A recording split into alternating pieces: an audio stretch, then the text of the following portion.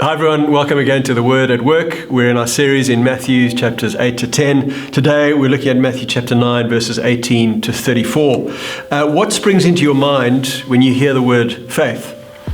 It means so many different things to different people in different contexts. I want to explore today what it means in the Christian understanding. Even if you're not a Christian, that's going to be helpful to you just to understand how the Bible defines faith, because there's a lot of confusion around this word. And actually all through our section in Matthew, there have been so many references to faith or belief.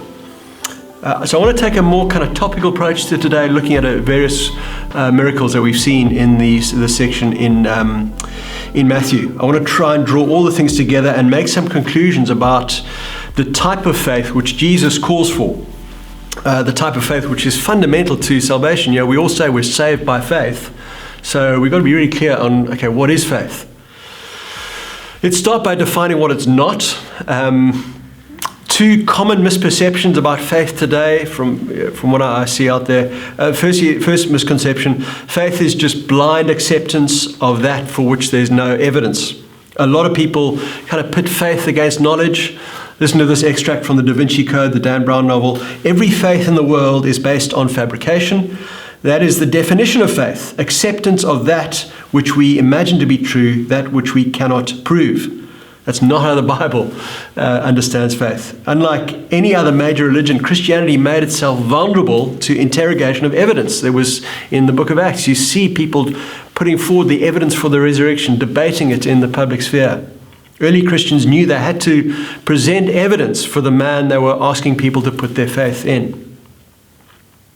So faith is not a kind of get out of thinking card for Christians. It's not blind acceptance of things for which there's no evidence. Here's another misconception though. Faith is a kind of special ability that comes from within me to help me cope in difficult circumstances. Have people ever said to you, oh man, I wish I had your faith? Or just have faith? What they really mean is just kind of be optimistic, things will work out. Or in tough times, you seem so grounded, so composed. It may be the cause of your faith, but people often confuse the fruit of faith with faith itself. So people think that faith is some kind of inner strength. They might just as well say, oh, I wish I had your karma, or I wish I had your chi, or your good energy. I wish I had your centeredness. I wish I had your faith. This idea that faith is a kind of self-generated strength, again, doesn't really tie up with what the Bible says about faith. Okay, so what is it? Quite simply, faith means to put your trust or your reliance on something or someone. That's actually how the word is defined in most dictionaries still today. Trust or reliance in something or someone. So faith has got to have an object. If you substitute the word reliance, that person has reliance on something, your mind straight away goes to the thing they're relying on. So it should be with faith. If you say someone has faith, you should straight away ask, okay, what or who are they putting their faith in? So examples from day-to-day life. I mean, I know this divides opinion across the world, but some people have looked into the vaccine and they've decided to sort of put their faith in that vaccine. Other people have looked into the evidence and they've decided not to trust the COVID vaccine.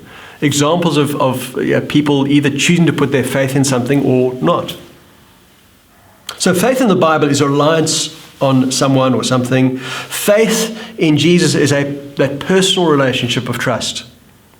It makes sense then that as Jesus encounters different people in these chapters, there's a spectrum of different responses. There's not just one uniform kind of mechanical response. We've seen, if you go back to the centurion at the start of chapter 8, Jesus said he had great faith. The disciples in the midst of the storm, Jesus said, you have little faith.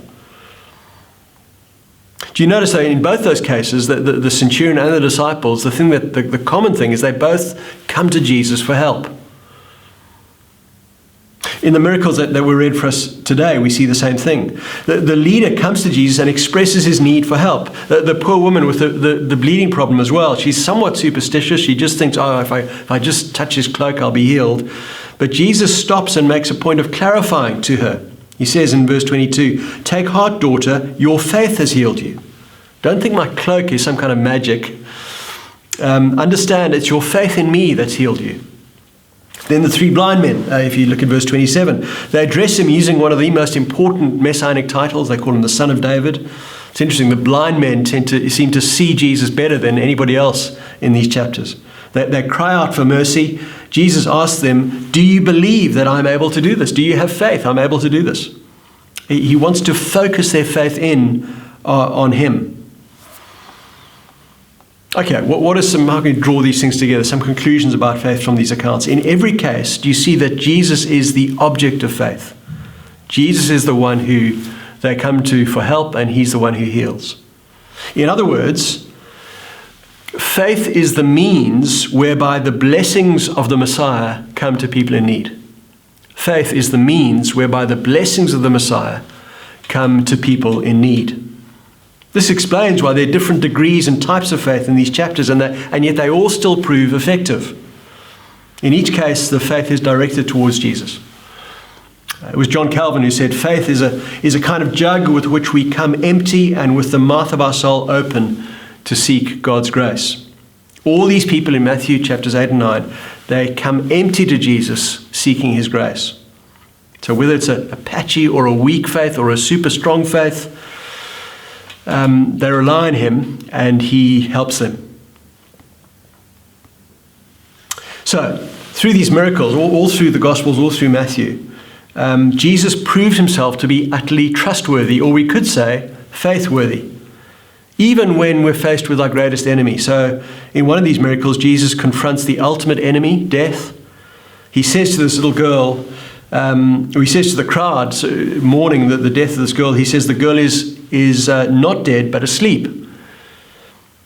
He's not saying she's been misdiagnosed. The professional mourners are there. Everyone knows she's dead. Jesus means that in the presence of his authority, death is reduced to something not much more than asleep. The old poet George Herbert said, death used to be an executioner, but the gospel has made him just a gardener. It's kind of what Jesus is saying here. In my presence, death is just like a gardener. You'll just pass through it. Such a comfort to those today who have put their faith in Jesus.